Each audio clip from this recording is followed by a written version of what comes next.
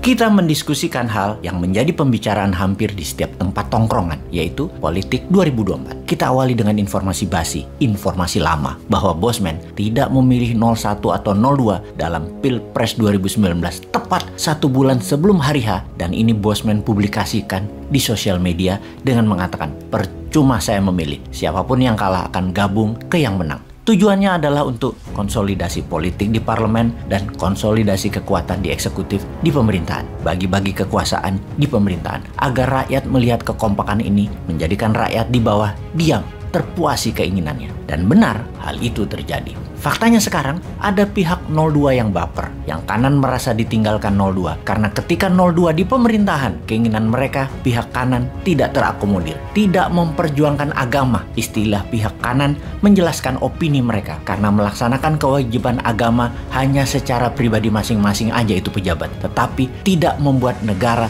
menjadi beragama. Itu versi opini mereka. Kekuatan kanan yang ingin agama diterapkan ini, bahkan ada yang sampai pengen khilafah. Mereka adalah kelompok kanan luar. Mereka garang di mimbar, di majelis-majelis, dan di sosmed. Kritiknya pedas, bahkan bengis. Di sisi seberang, kanan dan kanan luar itu menyerang sisi kiri, yaitu mereka yang minoritas agama dan minoritas kesukuan, yang kebetulan mereka memegang ekonomi negara Indonesia lebih dari 60%-nya. Tidak secara terang-terangan menyebut istilah ini, namun gerakan kanan luar di sisi seberangnya bagi minoritas keturunan menjadi terancam akan nyaringnya kerasnya suara kanan, khususnya suara kanan luar, yang membuat menjadi gaduh dan terus-terusan berisik. Yang kiri dan kiri luar dekat dengan pemerintah karena memang sponsornya mereka, dekat dengan pembuat kebijakan dan regulator. Bahkan pejabat-pejabatnya pun sponsornya ya mereka ini, untuk duduk di kursi empuk parlemen atau di kursi empuk kabinet. Kebijakan-kebijakannya menjadi pro mereka, pro kiri dan kiri luar ini. Dan ini membuat kanan dan pihak kanan luar terhimpit secara cuan, terhimpit secara peluang, terhimpit secara tekanan media karena pihak kiri pakai buzzer rupiah yang dimodali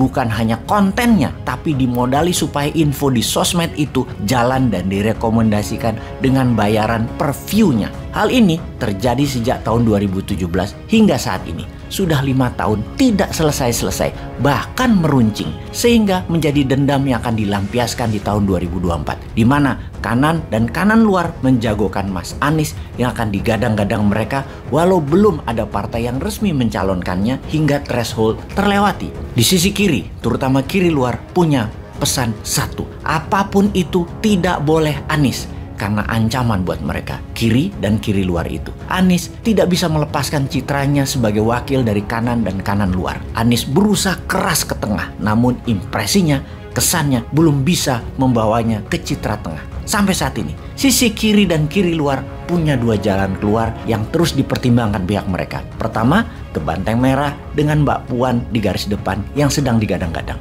Dan Mas Ganjar digadang-gadang Projo, komunitas pendukung Pak Jokowi. Kemungkinan besar pihak kiri dan kiri luar main 2 kaki, ke Mbak Puan dan ke Mas Ganjar. Namun 70% dukungan ke Mas Ganjar. Mas Ganjar punya perahu kah? Punya. Kemungkinannya ya KIB, Golkar, PAN, dan P3.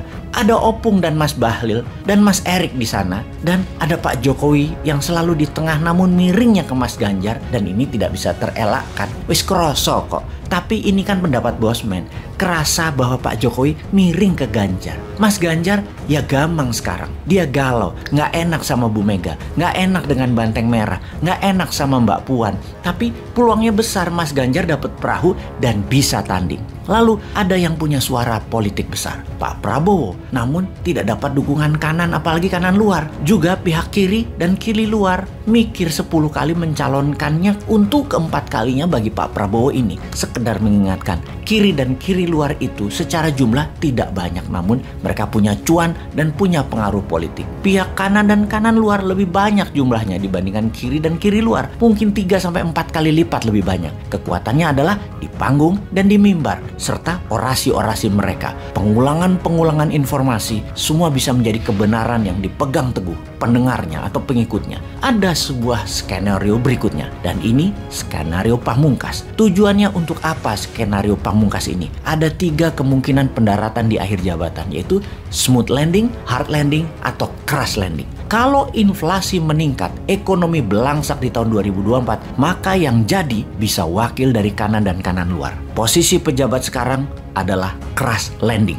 Banyak yang akan pakai baju oranye bertulisan KPK ke depannya. Kalau keadaan seperti saat ini, kurang lebih mereka akan hard landing yang didapat. Agak aman lah mereka itu. Namun mereka berharap smooth landing, yaitu yang menjabat nanti memang satu jiwa, satu visi, orangnya mereka yang menjabat dan merupakan orangnya sponsor kiri dan kiri luar. Smooth landing didapat kalau Mas Ganjar dapat perahu dan menang. Tapi kalau keadaan terus memburuk terutama ekonomi, harga-harga menggila, barang-barang kebutuhan langka, maka daripada crash landing, mending dianggap negara dalam keadaan darurat, tidak ada pilpres dan pilkada dengan alasan mahalnya biaya akan ditambah 3 tahun hingga tahun 2027 jabatannya, juga sebagai persiapan untuk smooth landing lebih matang lagi. Hal itu bisa terjadi, semuanya mungkin. Jadi kita rakyat harus bagaimana? Simpan tenaga dan selalu berprasangka baik. Indonesia pasti punya solusi. Semesta sayang kok sama Indonesia.